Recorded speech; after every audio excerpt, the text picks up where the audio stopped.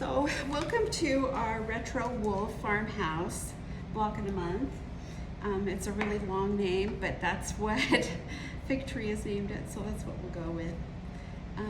We're trying to videotape it just for those who aren't able to be here, so hopefully that'll work for us. We're not very good experts on videotaping, and maybe we're right in the way over there.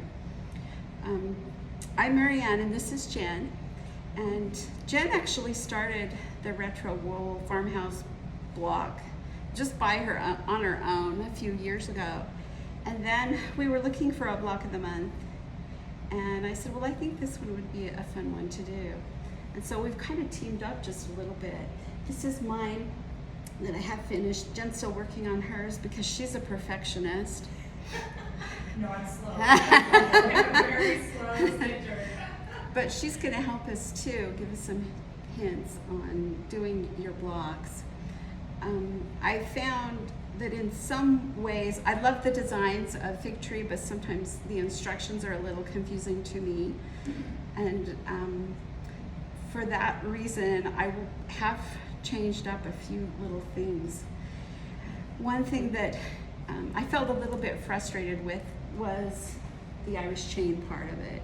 And in the pattern, she actually gives you a little bit of the Irish chain each month. And I'm such that if I sew this month and then I sew 3 months from now, my seams might be a different size. I might do it differently. I've forgotten how to do it. So I felt that it was probably better for me, and I don't know about you, but that's the way you're going to get it, is to put all the Irish chain together at one point, and so they're more consistent.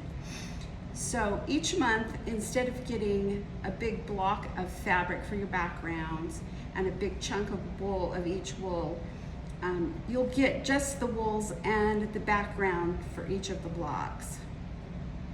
And then at a certain point, and I've got it down here on this paper that you will get in your little packet, but I have it here. For example, you will, with block 1, which you'll get today, you'll get the pattern, and that's for the whole quilt. And the Irish chain fabrics will be included with block 5. And in February, that's in February. And in June, with block 13, the binding will be included. So you'll get some additional things every once in a while with your little block. So what I've included in your little packet, and I should have brought one over.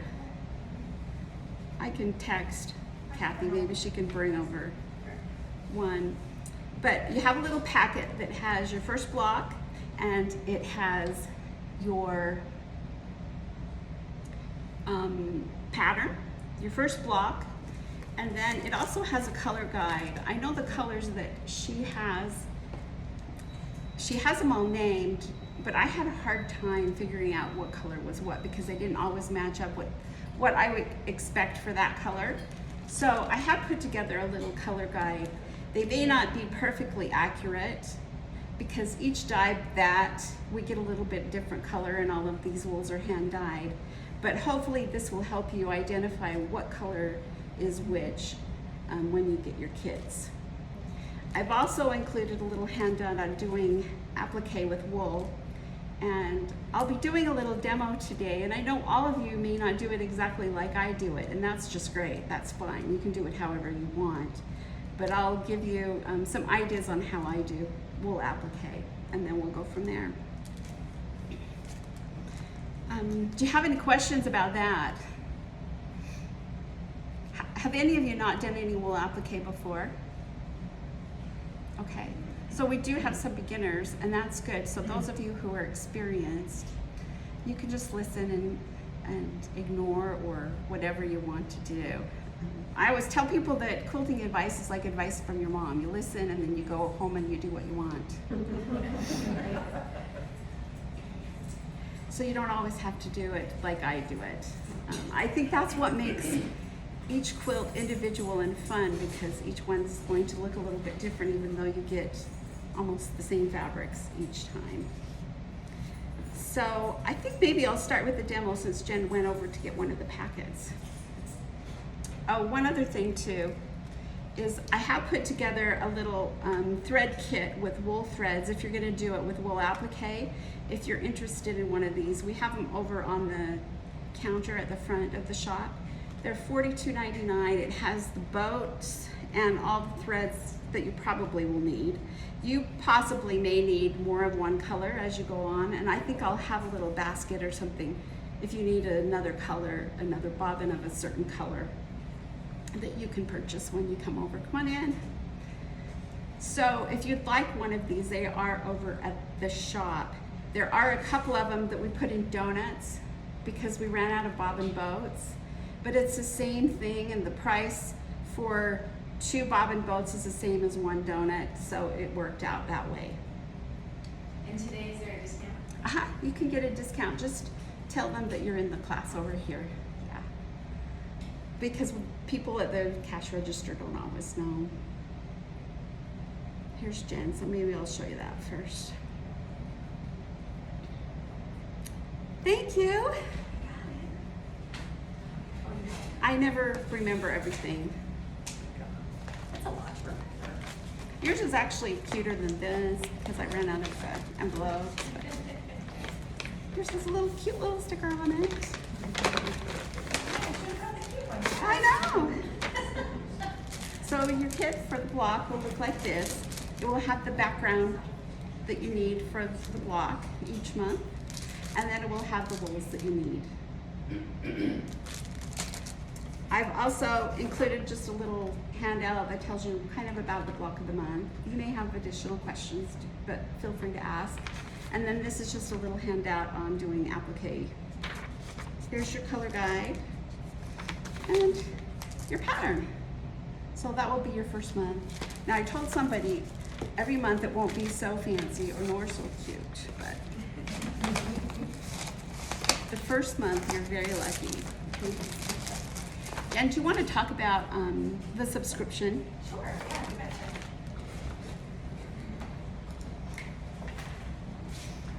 How's it going? My name's Jen Tanner. I've seen most of you in the shop many times, and we're so excited to have you guys be a part of this. Our subscription program is kind of a new thing we've been doing at the shop, and it's working very well for us and our customers, so we hope it will keep things really simple for you.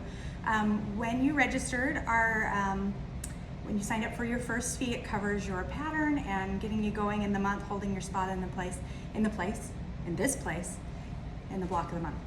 And then our computer system will securely save your credit card that you used, and hopefully we explained this to you when you signed up. It's in our website rules, but saves your credit card, and then you will automatically be billed monthly every 30 days. It's not a specific day of the month. For some reason our system won't let us do that, but it'll be every 30 days, so you can kind of watch and make sure that that's happening. If for some reason I know sometimes we have to get new credit cards, or if it expires, please contact the shop. We can help you update right over the phone. Any of our employees can help you do that, but we do need you to keep your credit card that's on file up to date. We won't be able to give you your kit, of course, unless it's been paid for the month. So, but that happens automatically. So after the first of each month, or on the first of each month actually, each kit will be available to you to come in and pick up at your convenience anytime after the first of the month. You're paid and done, and you can just swing in and grab it. It's pretty awesome the way it works, and it's, I think, especially secure. Your information is saved where we can't actually see it, so it's a safe way to make sure that you get what you need on time and that everything's handled in the shop the way it should be. For our mailing customers, it works the same way. You'll be charged every month automatically through our system, and you'll also be charged shipping automatically every month. I can't remember what that fee is. Is it around $8 or so, I believe, for shipping every month? Prices have really gone up. They really have gone up, unfortunately, but those will ship to you USPS priority mail, so you should get them in a very timely way within 2 to 3 days of us shipping them out after the first of each month. So watch your mailbox for Happy Mail. It's super exciting to get those little packages in the mail. I love that. Maybe I'll have them shipped to me just because it's the only mail I get. That's fun. Just joking. No. Yeah. Do you have any questions about how our subscription program works? Does that make sense? It's pretty simple, and we love it. It's been a lot easier for us and secure for our customers, so we'll keep going forward with it. Yeah. Okay, let's turn my iron on. And maybe I have to turn this.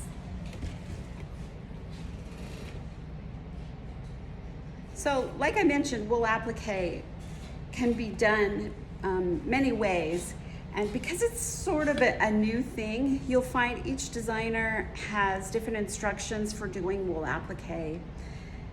Most of the differences are going to be on whether they use fusibles or they don't use fusibles, or maybe what kind of threads that they use to attach the applique to the background. I have a certain method that I like, and so that's what I usually do the demo on, is the method that I use. But if there's something that you enjoy doing, then that's great, do it differently. These threads that we have available for you are threads to do wool applique, and so they are wool. And usually with wool threads, when I do applique, I do a little whip stitch, which I'll show you in just a minute. But if you like to use pearl cottons like Valdanis or Suspargo pearl cottons, then you'll probably have to choose your own threads, because we don't have any kits for that. I used to do wool applique and use glue or pin things down, but I think I was converted when they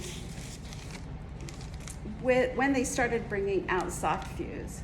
So if you ever went to a demo from me a few years ago, I didn't tell you to use fusible, but I really like it now. So I'm doing a little project here. It's just a little primitive one with a deer and some trees on it for Christmas, and I'm gonna just demonstrate on that for you. So the method is gonna be the same for your fabrics and your wools, if you decide to do it this way. So I use soft fuse, and we have a roll of it right here. It comes soft fuse. The old fusibles were very stiff, and once you ironed it on, it was really hard to get your needle through. And in fact, they would leave kind of a gummy substance on your needle that you'd try to pull off. You know, it was really awful. But soft fuse almost feels like nothing is there, but it fuses it to the background. And so I really love soft fuse. And it stays really nice and soft, flexible. It's not stiff at all. So we sell it like this by the yard. Or you can also purchase it like this in sheets.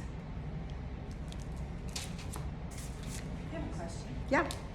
Does it wash away after you at all, or is it once it's in there, does it stay? I think it stays. Does it stay? Okay, Mhm. just curious. But it's not stiff or anything. So it's okay. And so I hardly notice that it's there. Okay. But is this wool felted? Is it washable? It's all felted and hand dyed. Well, should you wash them? I do wash like table toppers and things like that, but there is a possibility that things could run. Everything's hand dyed. It's been felted several times in the dyeing process, which I do all the dyeing. So, you know, I have washed things, and they've just turned out beautifully. If you had lots of red things on a white background, I might be really careful. So it might depend on what it is. If you're doing something Suspargo-ish where you have all kinds of threads, and I don't think I would wash it, for sure. This one is nice and clean. It doesn't have embellishments on it. So it would probably be a candidate for washing, but I would only wash it if you had to. I mean, I don't think you're gonna snuggle up in it or eat pizza with it. I mean, if you do, you might have to wash it, but I probably wouldn't use it that way. It's kind of a different category of quilting maybe than your snuggle up quilts. So what I have done is taken my soft fuse, and I like to get smaller pieces of it like this. And then here's my pattern. And what you have to do is read the instructions, which I don't really like to do.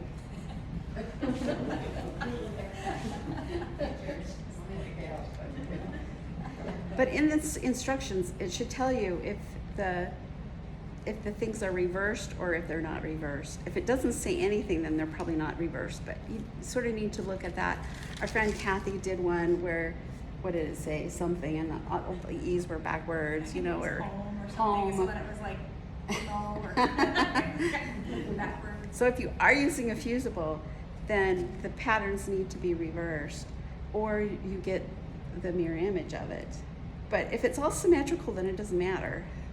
So this is an old pattern.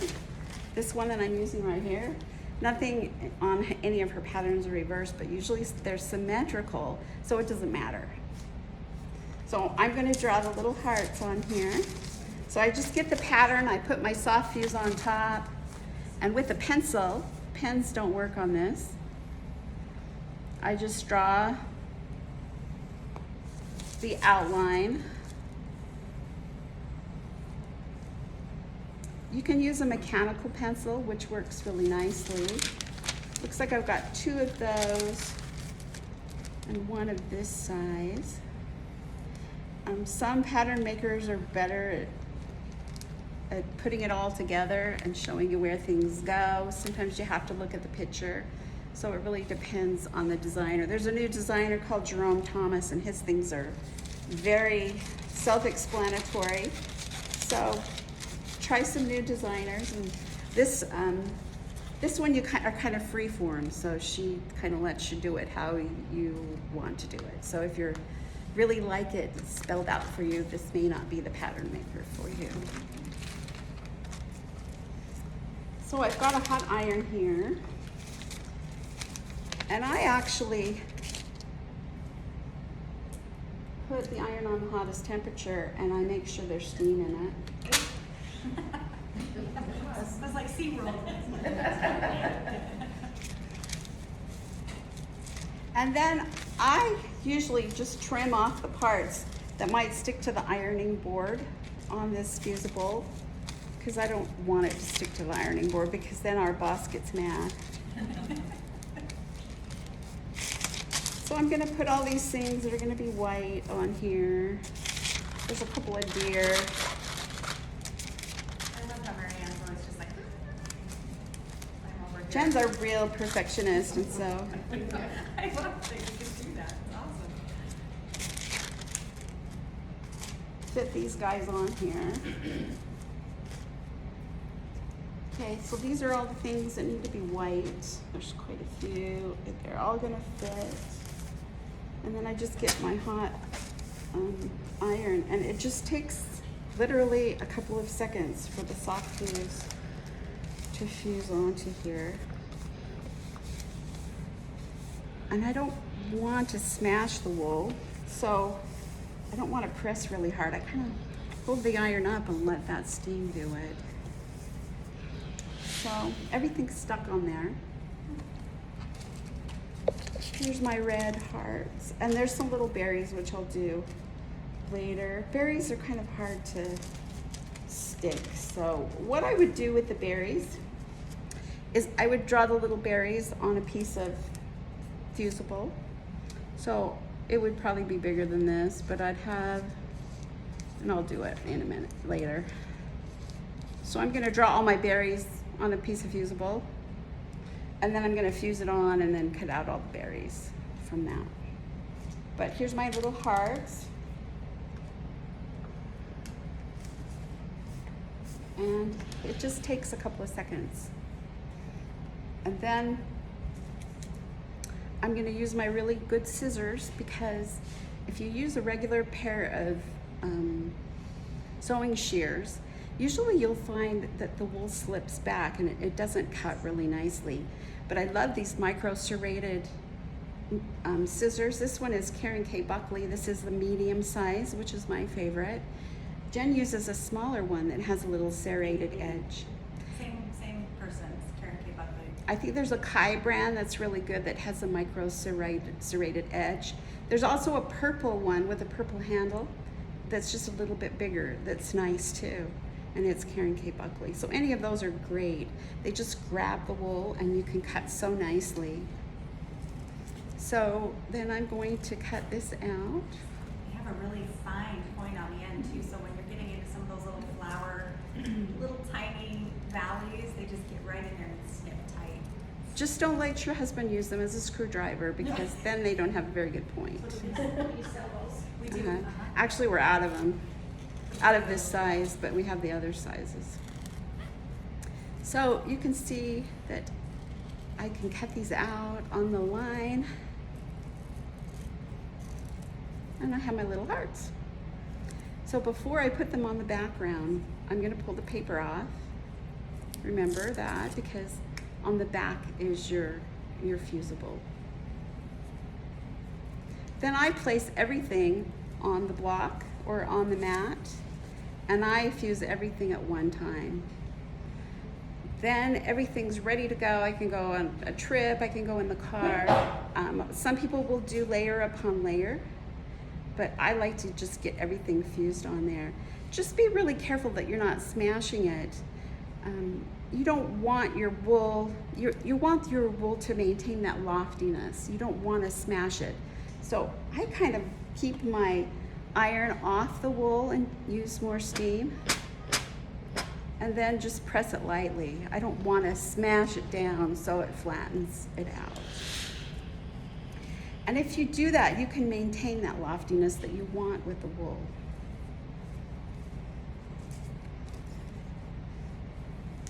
Okay, maybe I'll do the stitching. Do you have any blocks you want me to stitch on? Oh, yes.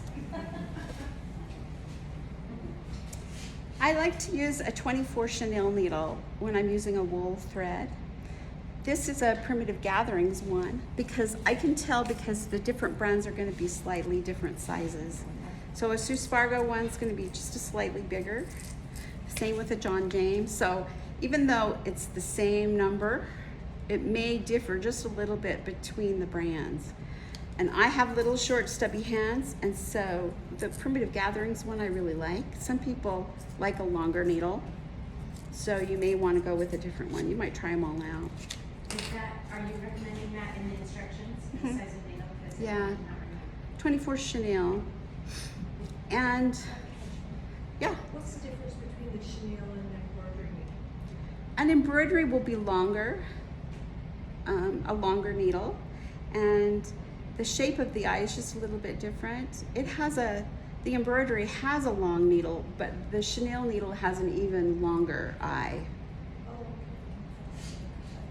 So I have used an embroidery needle, and it's worked nicely. I've never Uh-huh. heard of the chenille. I mean, I've heard of it, but I didn't know that they were using this. But it's a little bit longer eye, so. Embroidery, yes, and the embroidery needle will be longer. Yeah. Yeah, and someone explained it too, where the chenille needle, the point is tapered really, really fine, so it's extra sharp, and then the taper back to the eye is a slower taper, and the eye position's a little wider.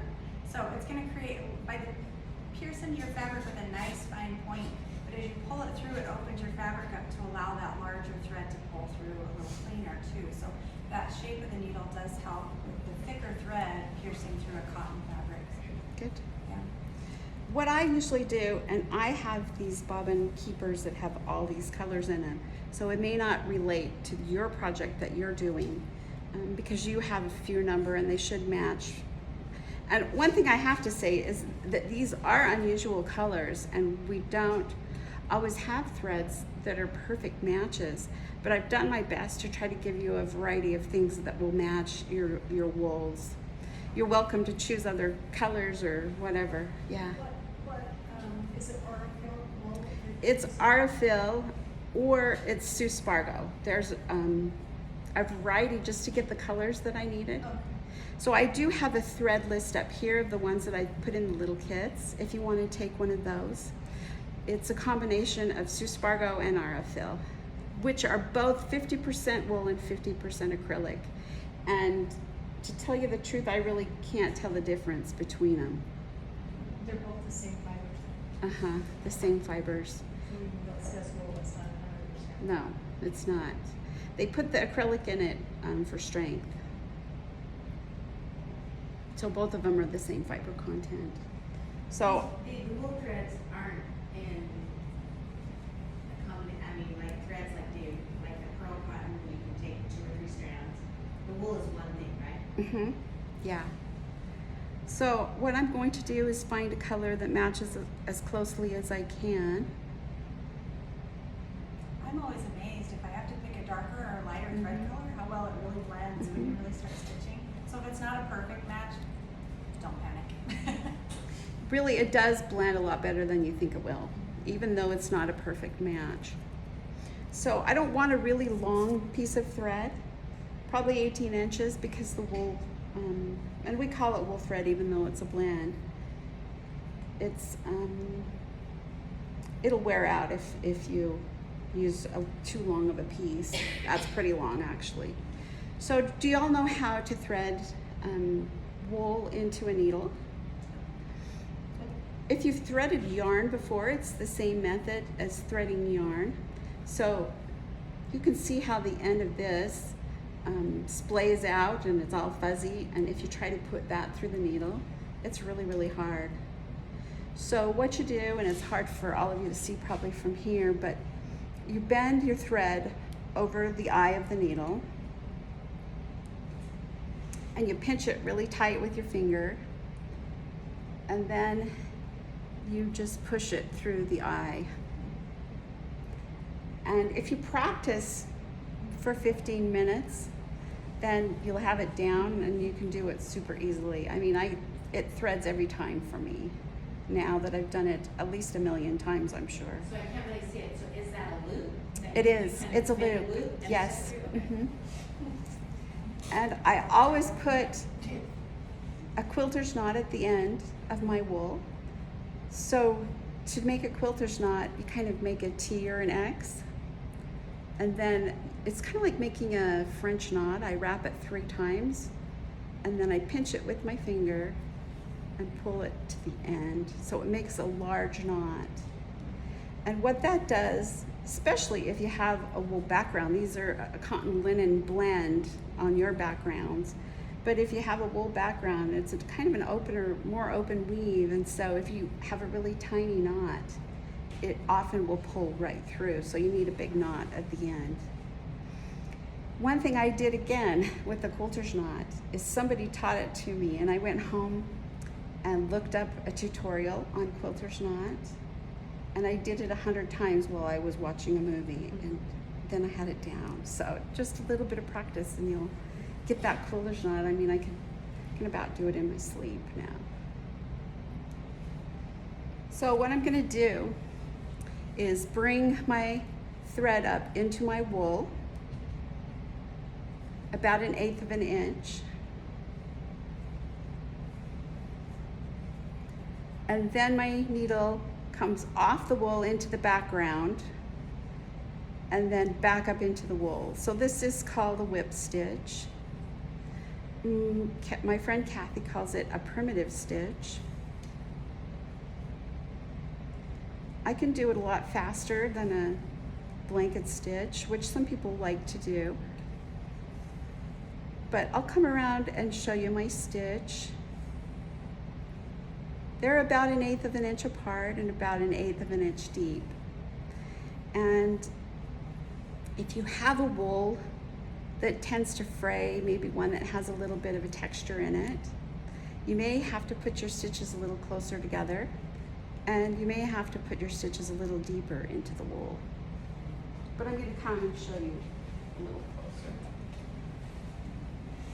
She takes about 4 stitches for every one You that can I see Jen's stitches right here, how perfectly they are. Do you use the whip stitch too? I do. And they kind of end up. So is there advantage from the whip to the blanket stitch?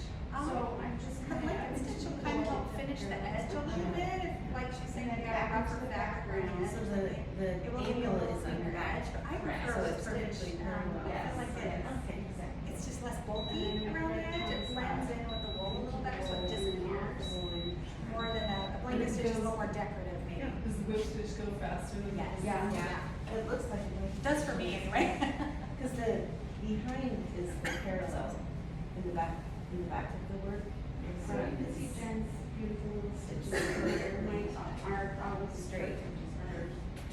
But I go off the wool into the background and then back up into it. And my goal is to have them come straight along. If you look at the back, like you mentioned, then that's the diagonal.